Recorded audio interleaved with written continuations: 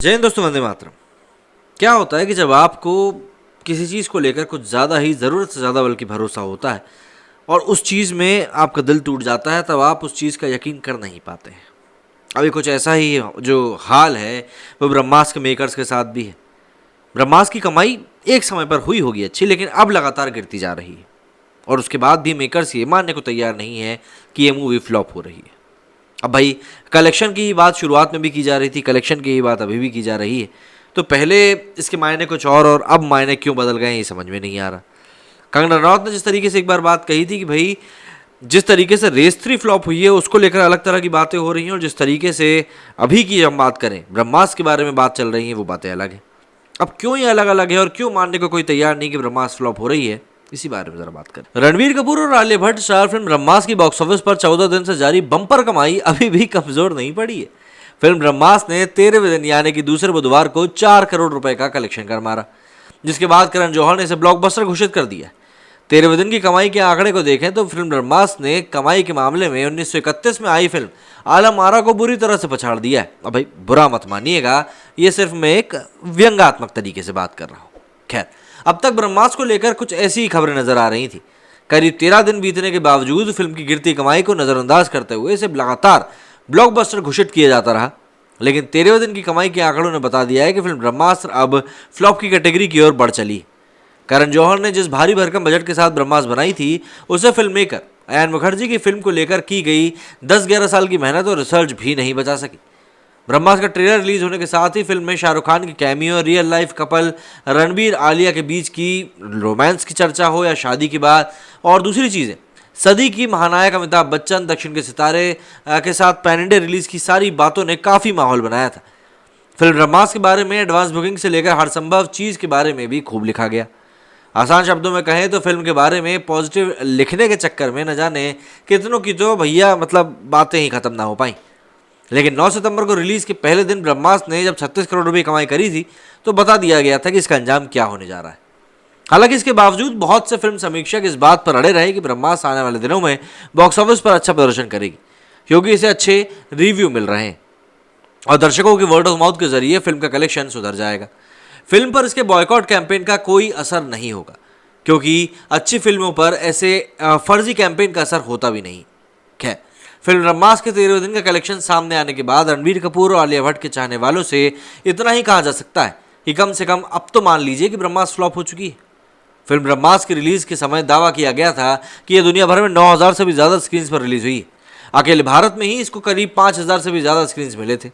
पहले दिन फिल्म ब्रह्मास्त्र ने 36 करोड़ रुपए कलेक्शन किया था, दूसरे दिन कलेक्शन में सुधार आया तो 42 करोड़, तीसरे दिन 45 करोड़। इन कमाई के आंकड़ों के साथ वर्ल्ड वाइड कमाई के भी आंकड़े जोड़कर बताया गया कि फिल्म ने 3 दिनों में ही करीब 226 करोड़ रुपए कलेक्शन कर लिया है। और भाई सीधी सी बात है, अगर इतना कलेक्शन होता है तो ये तो ब्लॉकबस्टर कहलाएगा। लेकिन चौथे ही दिन फिल्म की कमाई में करीब 64% की जो गिरावट थी वो दर्ज करी गई और इसका कलेक्शन महज 16 करोड़ रुपये गिर गया। और अगले वीकेंड पर तो चौथे दिन की कमाई से भी ज़्यादा कलेक्शन नहीं हो सका। वहीं 13वें दिन का ब्रह्मास्त्र का कलेक्शन 4 करोड़ रुपए ही रह गया है, जो कि आने वाले दिनों में ऑब्वियस सी बात है गिरेगा ही। फिल्म ब्रह्मास्त्र का ओवरसीज कलेक्शन तकरीबन खत्म हो चुका है, क्योंकि 13 दिनों में ब्रह्मास्त्र ने विदेशों में तकरीबन 97 करोड़ रुपए कमाई करी। अब ब्रह्मास्त्र की तुलना आमिर खान की फिल्म दंगल से तो कही नहीं जा सकती, जिसने कि चीन में कमाई के सारे रिकॉर्ड तोड़ डाले थे।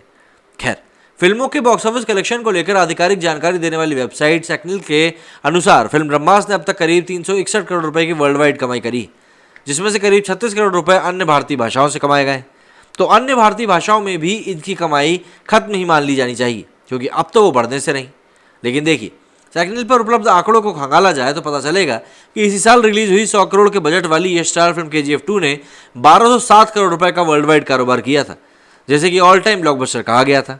वहीं 550 करोड़ के बजट में बनी फिल्म RRR ने भी करीब 1111 करोड़ रुपए का कारोबार किया था। यह फिल्म ब्लॉकबस्टर थी। वहीं 20 करोड़ का बजट में बनी फिल्म द कश्मीर फाइल्स ने भी वर्ल्ड वाइड 341 करोड़ कमाए थे और ऑल टाइम ब्लॉकबस्टर घोषित करी गई थी। लेकिन 410 करोड़ रुपए के बजट में बनी फिल्म ब्रह्मास्त्र 361 करोड़ ही कमा सकी।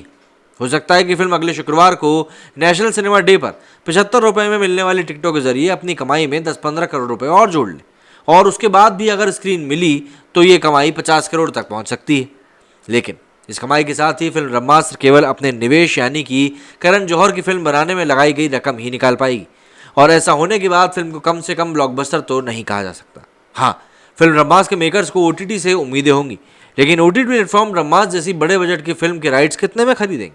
क्योंकि आमिर खान की फ्लॉप फिल्म लाल सिंह चड्ढा को ओटीटी पर 150 करोड़ में बेचने का प्लान बनाया गया था, लेकिन इसे लेकर बॉलीवुड हंगामा की रिपोर्ट में बताया गया कि ओटीटी प्लेटफॉर्म ने इसे करीब 90 करोड़ में खरीदा है। इस आधार पर देखा जाए तो करण जौहर भले ही अपनी फिल्म को दुनिया की सबसे बेहतरीन फिल्मों में से एक बता रहे हैं, लेकिन ओटीटी प्लेटफॉर्म उन्हें फिल्म के बॉक्स ऑफिस प्रदर्शन के हिसाब से ही डील देंगे। तो बहुत ज़्यादा भी हुआ, जो कि मतलब कहा जा रहा है कि भाई 200 करोड़ होगा। यहाँ एक बात बताना ज़रूरी है, क्योंकि 200 करोड़ का आंकड़ा मैंने यहाँ बहुत ही ज़्यादा आपको उदार होकर बता दिया है, जबकि संभव है कि ब्रह्मास्त्र को ओटीटी प्लेटफॉर्म की ओर से इससे भी कम डील मिले, क्योंकि बॉक्स ऑफिस पर ये केवल अपनी लागत ही निकाल सकी। खैर, इस आंकड़े के साथ भी फिल्म ब्रह्मास्त्र को कम से कम बॉक्स ऑफिस पर हिट नहीं कहा जाएगा, बल्कि ये केवल करण जौहर के निवेश को एक एवरेज तरीके से बचाने की कोशिश कहलाएगी। 23 सितंबर यानी अगले शुक्रवार को बॉक्स ऑफिस पर मशहूर फिल्म निर्देशक आर बाल्की की क्राइम थ्रिलर फिल्म चुप रिलीज होने के लिए तैयार है। सनी देओल और दुलकर सलमान की इस फिल्म को लेकर बहुत ज़्यादा माहौल नहीं बन रहा है, क्योंकि क्राइम थ्रिलर फिल्म देखने वालों का एक अलग ही दर्शक वर्ग है। लेकिन इतना होता है कि इसकी रिलीज के साथ ही ब्रह्मास्त्र को मिल रही स्क्रीन की संख्या कम हो जाएगी, जो पहले ही दिन 13वां दिन आते आते 5000 प्लस से घटकर 6 से 19 हो चुकी है। वैसे ब्रह्मास्त्र के लिए सिर्फ चुप एक मतलब चुनौती नहीं है, बल्कि साउथ की भी 6 फिल्में सिरदर्द बनेंगी। वैसे इन फिल्मों से शायद ब्रह्मास्त्र को कोई खतरा ना हो, लेकिन इसी हफ्ते दुनिया भर में अपने बेहतरीन वीएफएक्स से भरी फिल्म अवतार भी एक बार फिर से सिनेमाघरों में री रिलीज होने के लिए तैयार है। जिन लोगों ने अवतार फिल्म देखी है वो अपने बच्चों को ये फिल्म ज़रूर दिखाने लेके जाएंगे, इसकी गारंटी दी जा सकती है।